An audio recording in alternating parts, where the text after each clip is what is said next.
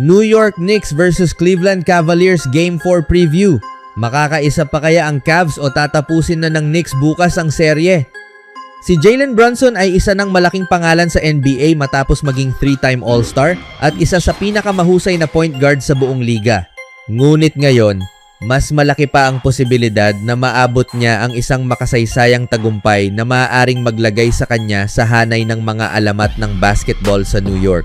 Isang panalo na lamang ang kailangan ng Knicks upang makapasok sa NBA Finals matapos nilang kunin ang 3-0 na kalamangan laban sa Cleveland Cavaliers sa Eastern Conference Finals.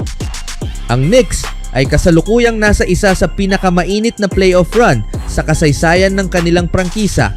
Naitala nila ang franchise record na 10 sunod-sunod na panalo sa playoffs at hindi lamang basta panalo ang kanilang nakukuha.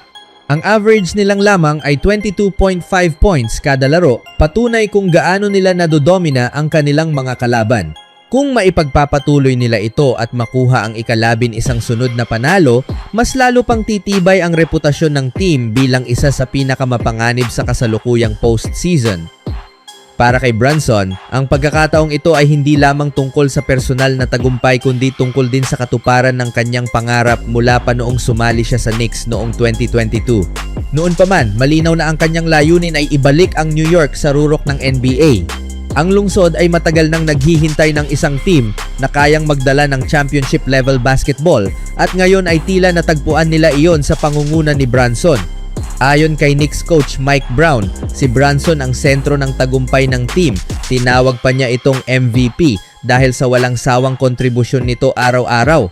Bagamat maraming mahuhusay na player sa liga, kakaiba raw ang consistency at leadership na ipinapakita niya sa playoffs. Hindi lamang siya mahusay sa pag-score kundi mahusay din sa pag-distribute ng bola at paggawa ng tamang desisyon sa mahahalagang sandali ng laro. Sa unang 3 laro ng serye laban sa Cavaliers, nagtala si Brunson ng average na 29 points at 8.7 assists. Higit pa rito, siya rin ang may pinakamaraming minutong nilaro sa serye na umabot sa 128 minutes. Ipinapakita nito kung gaano siya kahalaga sa sistema ng Knicks. Sa bawat sandali na siya ay nasa loob ng court, mas nagiging organisado at mapanganib ang opensiba ng team. Nadagdagan pa ang magandang balita para sa kanya nang mapili siya sa All-NBA Second Team. Kasama niya rito ang star player ng Cavaliers na si Donovan Mitchell. Isa itong malaking pagkilala sa kanyang kahusayan ngayong season. Gayunpaman, sa kabila ng personal na tagumpay na ito, malinaw na mas nakatuon pa rin siya sa mas malaking layunin, ang makapasok sa NBA Finals at posibleng makuha ang kampyonato. Sinabi ni Brunson na ayaw niyang isipin na nasa pinakamataas na antas na sila bilang team dahil naniniwala siyang marami pa silang pwedeng pagbutihin. Para sa kanya, ang mahalaga ay ang araw-araw na pag-unlad. Hindi raw niya iniisip kung gaano na sila kalakas kumpara sa ibang teams. Sa halip, ang kanyang focus ay kung paano magiging mas mahusay ang Knicks kaysa noong nakaraang laro. Hindi lamang siya ang dahilan ng tagumpay ng Knicks. Malaki rin ang naitutulong ng shooting guard na si Mikal Bridges na tila mas lalong humuhusay habang tumatagal ang playoffs. Sa kanyang huling 8 laro, mayroon siyang average na 19.1 points habang nag-shoot ng napakataas na 69.1% mula sa field at 47.6% mula sa 3-point area. Isa sa pinakamahalagang aspeto ng laro ni Bridges ay ang kanyang kakayahang samantalahin ang depensa ng Cavaliers. Kapag dinodouble ng Cleveland sina Brunson o ang center na si Karl Anthony Towns, mabilis itong pinaparusahan ni Bridges sa pamamagitan ng mahusay na paggalaw at eksaktong pag-shoot. Sa seryeng ito, nakapagpasok siya ng 27 sa kanyang 38 field goal attempts, katumbas ng 71.1% shooting percentage, habang may average na 19.7 points bawat laro. Ayon kay Bridges, malaking bagay ang pagkakaisa ng kanilang team. Napakalapit daw niya sa kanyang mga kasamahan at alam nilang lahat na pare-pareho ang kanilang layunin, ang manalo. Ang suporta ng bawat isa ang nagbibigay sa kanya ng kumpiyansa upang patuloy na pagbutihin ang kanyang laro. Sa kabilang banda, nahihirapan namang makabangon ang Cavaliers matapos ang masakit na pagkatalo sa Game 1. Sa larong iyon, nagkaroon sila ng 22-point lead sa huling bahagi ng regulation ngunit tuluyang bumagsak sa overtime at natalo. Ang naturang pagkatalo ay tila naging malaking dagok sa kanilang kumpiyansa at momentum. Pagkatapos noon, muli silang natalo sa Game 2 sa score na 109-93. Sa Game 3 naman, hindi sila kailanman nakalamang at muling yumuko sa Knicks. Mula sa pagiging isang team na puno ng pag-asa, tila naging pagod at walang enerhiya ang Cavaliers sa loob lamang ng ilang araw. Isa sa mga itinuturong dahilan ng kanilang paghina ay ang nakakapagod na schedule. Simula noong April 29, naglalaro sila kada ibang araw at umabot pa sa 7 laro ang kanilang unang 2 playoff series. Dahil dito, malinaw na naapektuhan ang kanilang kondisyon at lakas. Ayon kay Sam Merrill, kailangan nilang kalimutan ang mga pagkatalo at maglaro ng may kumpiyansa kung nais pa nilang buhayin ang serye. Naniniwala siyang mahalaga ang tamang adjustments at mas maayos na execution upang magkaroon sila ng tsansang manalo sa susunod na laro. Patuloy namang lumalaban si Mitchell para sa Cavaliers.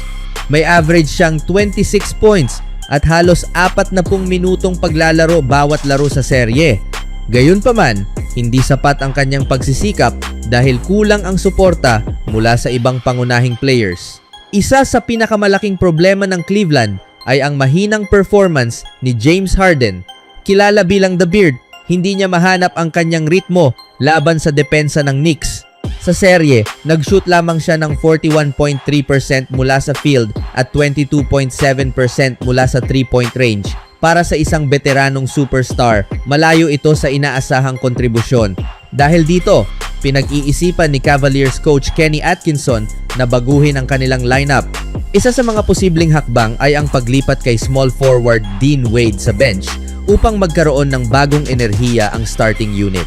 Ngunit mahirap din para sa kanya ang paghahanap ng kapalit dahil parehong malamig sa opensa sina Merrill at Max Strus na pinagsamang 29.3% lamang ang shooting percentage sa serye.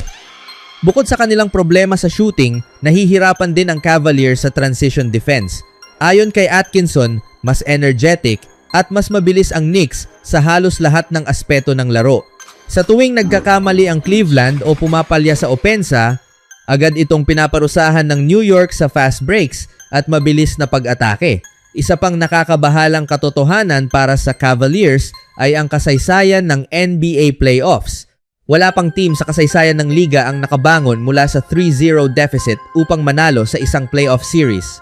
Ibig sabihin, nasa bingit na sila ng elimination at kailangan nilang gumawa ng isang bagay na hindi pa kailanman nagagawa ng anumang team sa NBA. Habang papalapit ang Game 4, mas tumitindi ang pressure sa Cavs at mas tumataas naman ang excitement sa kampo ng Knicks. Para sa New York, ito na ang pinakamalapit nilang paglapit sa NBA Finals mula noong huling bahagi ng dekada 90s. Para naman kay Brunson, ito ang pagkakataong patunayan na kaya niyang dalhin ang isa sa pinakasikat at pinakama-pressure na franchise sa basketball pabalik sa tuktok. Kung magpapatuloy ang kanilang kasalukuyang forma, malaki ang posibilidad na masaksihan ng NBA World ang pagbabalik ng Knicks sa finals at ang tuluyang pag-usbong ni Brunson bilang bagong hari ng basketball sa New York.